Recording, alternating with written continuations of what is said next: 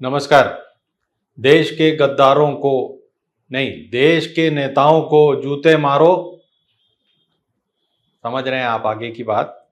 लेकिन अब ये रूटीन हो गया है, चरितार्थ होते जा रहा है। देश के गद्दारों को तो जूते पड़े या नहीं पड़े, लेकिन नेताओं को और अब चीफ जस्टिस पर जूते फेंकने का कार्यक्रम हो रहा है। अब ये जो किशोर महाराज हैं, 71 वर्षीय वकील हैं, पता नहीं कितने साल की प्रैक्टिस हो गई होगी उनकी, लेकिन जूता उनने किस लिए फेंका? उनको सनातन धर्म की चिंता होने लग गई, क्योंकि एक केस चल रहा था विष्णु भगवान को लेकर गवई जी के कोर्ट में। गवई जी जो सीजेआई हैं उनके यहाँ, और इन्होंने अपना जूता निकालकर फेंक दिया उनके ऊपर।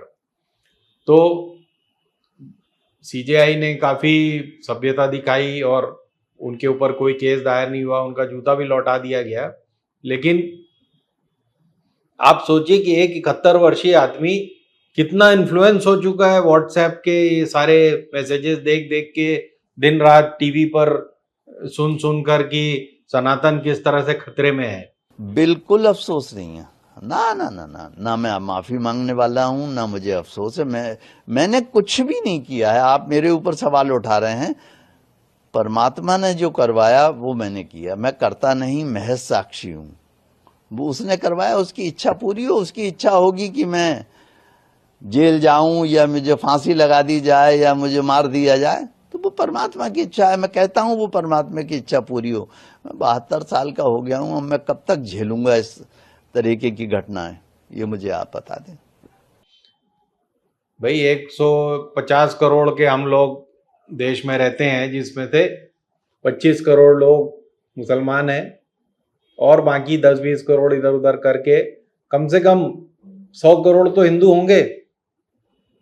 इन 100 करोड़ में से इस बार जो सेंसस होने की उम्मीद है उसमें धर्म भी पता चल जाएगा लोगों का, कितना कौन से किस धर्म के लोग हैं। तो 100 करोड़ हिंदुओं के सनातन धर्मी वो अब खतरे में हैं, और बाकी 50 करोड़ लोग उन्हें खतरे में डाल रहे हैं, और उनमें से भी 25 करोड़ों से उम्मीद है कि वो हमें खतरे में डाल रहे हैं। तो खैर ये किशोर जी की बात है। अब जितने सनातन धर्मी ग्रुप हैं, आप कोई सा भी व्हाट्सएप सनातन धर्मी ग्रुप उठाकर देख लीजिए, उसमें किशोर जी हीरो बने हुए हैं। ये हमारे देश की परंपरा सी बन गई है कि जूता जिसने फेंका वो हीरो बन गया। जिसको जूता जिस पर फेंका गया वो जिंदगी भर कुछ ना कुछ करते हुए आया होगा, भले करप्ट रहा हो या उसके ऊपर करप्शन के आरोप हो या वो नेता बन के वहां तक पहुंचा हो। उनमें नितिन गडकरी भी हैं, आडवाणी जी भी हैं। लेकिन ये सिलसिला कब शुरू हुआ था? 2009 में, जब सबसे ज्यादा जूते फेंके गए। पहला जूता फेंकने वाला था एक सरदार, जिसने प्रेस कॉन्फ्रेंस में, पत्रकार था। ये सब जूते फेंकने वाले ज्यादातर लोग लिटरेट से लग रहे हैं। तो ये पत्रकार था सरदार, इसने चिदम्बरम पे जूता फेंका। उसके बाद उसे आप की टिकट मिल गई और वो एमएलए बन गया। उसी साल मनमोहन सिंह पर भी जूता फेंकने की कोशिश की गई। उसी साल आडवाणी जी पर भी फेंका गया। ये 2009 में 3 जूता कांड हो गए। 2010 में उमर अब्दुल्ला पर फेंका गया, 16-17 में करीब गडकरी पे, और फिर अब ये केजरीवाल पे भी 2016 में फेंका गया जूता। केजरीवाल पे चांटा भी लग गया, उसके ऊपर कालिक भी फेंकी गई और सब हो गया। अब आप सोच रहे होंगे कि ये कौन लोग हैं, ये जूता फेंकू पार्टी के। तो अगर आप इनका बैकग्राउंड देखेंगे, इनके जो नारेबाजी देखेंगे, इससे आपको समझ में आ जाएगा कि ज्यादातर इसमें से लोग भाजपा को बिलोंग करते हैं।